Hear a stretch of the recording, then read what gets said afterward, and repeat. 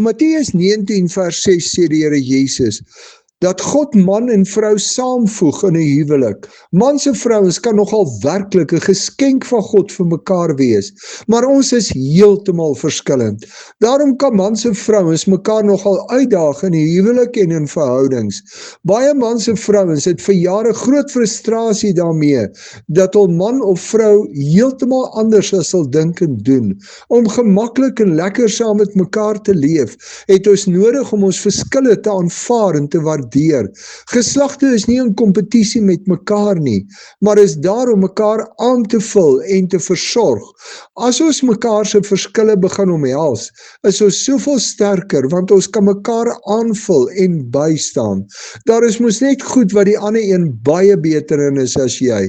As jy 'n man is, waardeer die vrouens in jou lewe, dat hulle heeltemal anders as jy dink en doen. En as jy 'n vrou is, waardeer die manne in jou lewe. God het ons verskillend gemaak, en daarom moet ons die verskille as geleenthede sien, om dinge beter te kan doen, en mekaar te kan help en ondersteun.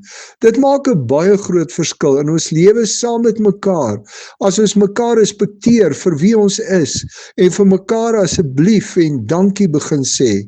Die Here Jesus het as man vrouens, wat in daardie tyd nie 'n plek in die samelewing gehad het nie, met groot respek behandel. Selfs vrouens vir wie die samelewing geen respek gehad het nie.